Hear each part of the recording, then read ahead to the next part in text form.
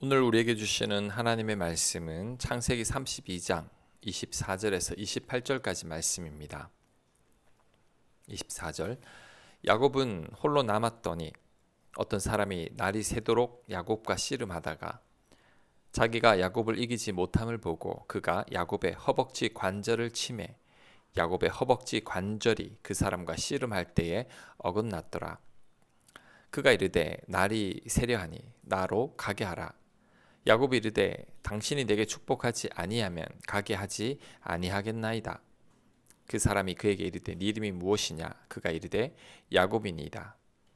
그가 이르되 네 이름을 다시는 야곱이라 부를 것이 아니요 이스라엘이라 부를 것이니 이는 네가 하나님과 및 사람들과 겨루어 이겼음이니라. 아멘. 야곱이 형 에서를 만나기 전날 밤에 두려워서 홀로 약복 강가에 남았습니다. 그때 한 사람을 만나서 밤새 씨름을 합니다. 이 사람은 바로 하나님께서 보내신 천사입니다. 호세아 12장 3절에 보면 야곱은 모태에서 그의 형의 발 뒤꿈치를 잡았고 또 힘으로는 하나님과 겨루되 천사와 겨루어 이기고 울며 그에게 간구하였으며 라고 말씀하고 있습니다. 그렇다면 하나님께서 천사를 왜 보냈을까요? 앞서 보낸 하나님의 군대와 같은 역할을 하기 위함입니다. 야곱이 염려하지 말라는 거죠. 형을 두려워하지 말라는 겁니다. 하나님께서 지켜주시겠다는 거죠. 하지만 야곱은 그것을 믿지 못하고 있습니다. 불안한 마음에 울면서 천사를 붙들고 있죠. 야곱은 하나님의 천사를 보았음에도 형한테 죽을까봐 너무 두려워서 견딜 수가 없는 거죠. 지금 이 순간 야곱의 행동은 절대 올바른 행동이 아닙니다. 하나님께서 보호해 주시겠다고 약속했는데도 그 약속을 못 믿고 있는 거죠. 이런 야곱을 하나님은 기뻐하지 않습니다. 그렇다면 야곱이 어떻게 행동해야 했을까요?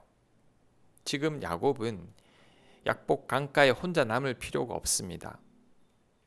고향으로 돌아가면 하나님께서 복 주시겠다고 한 약속을 그냥 믿기만 하면 됩니다. 그리고 그냥 평안히 잠을 자면 되는 거죠. 그러면 그 다음날 형과 기쁘게 재회할 것입니다. 하지만 야곱은 이 믿음이 없어서 이렇게 행동하지 못하고 있죠. 애꿎은 천사만 붙들고 늘어지고 있습니다. 하나님께서 믿음이 없는 야곱을 위해 천사까지 보내주셨는데도 야곱은 여전히 하나님을 믿지 못합니다. 야곱의 이런 태도에 천사가 기가 막혀서 그의 허벅지 관절을 쳐서 다치게 합니다. 그래도 야곱은 포기를 하지 않습니다. 여전히 두려움에 천사만 붙들고 있죠. 결국 천사가 두 손을 들었습니다. 그리고는 이때 야곱의 이름을 바꿔줍니다. 이제는 야곱의 이름을 이스라엘로 부르겠다고 하는데 이스라엘이라는 이름의 뜻은 하나님과 싸워 이겼다는 뜻입니다. 그리고는 천사가 야곱을 축복하고 떠났습니다. 자, 이 대목에서 야곱이 이긴 것 같지만 절대 그렇지 않습니다. 야곱이 끝까지 포기하지 않고 기도했더니 결국 응답을 받았다고 생각해서도 안 됩니다. 야곱이 이긴 게 아닙니다. 끝까지 믿음을 가지지 않으니 천사가 져준 거죠. 잠시 물러난 것뿐입니다. 만약 이때 야곱이 하나님만을 온전히 신뢰했으면 하나님께서 야곱의 믿음을 인정했을지도 모릅니다. 아브라함이 이삭을 바치라는 시험을 통과한 후에 하나님께서 아브라함에게 복을 주셨듯이 야곱에게도 복을 주셨을 것입니다. 하지만 야곱은 이 시험을 통과하지 못했죠. 아브라함으로 치면 아들 이삭을 바치지 못한 겁니다. 결국 야곱은 더 많은 연단을 받아야 했습니다. 하나님만을 신뢰하는 자로 살아가기까지 더 많은 훈련을 겪어야 했습니다.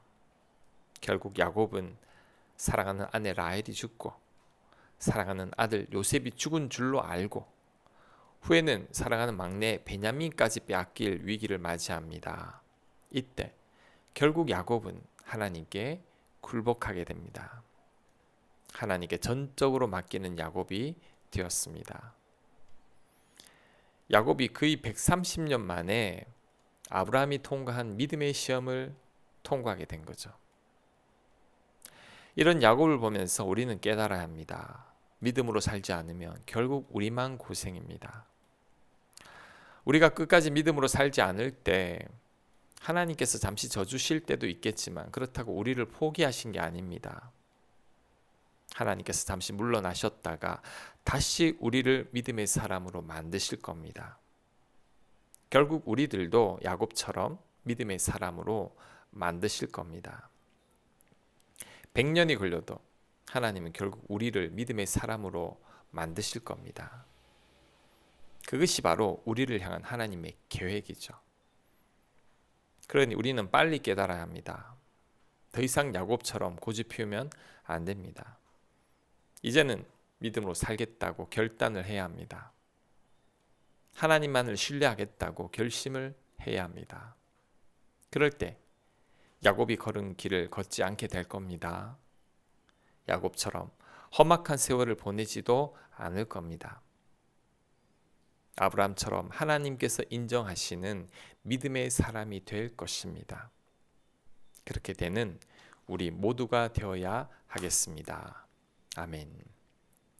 하나님, 야곱처럼 하나님을 의심하지 않게 하옵소서. 전적으로 하나님만을 신뢰하며 담대하게 살게 하여 주옵소서. 예수님 이름으로 기도합니다. 아멘.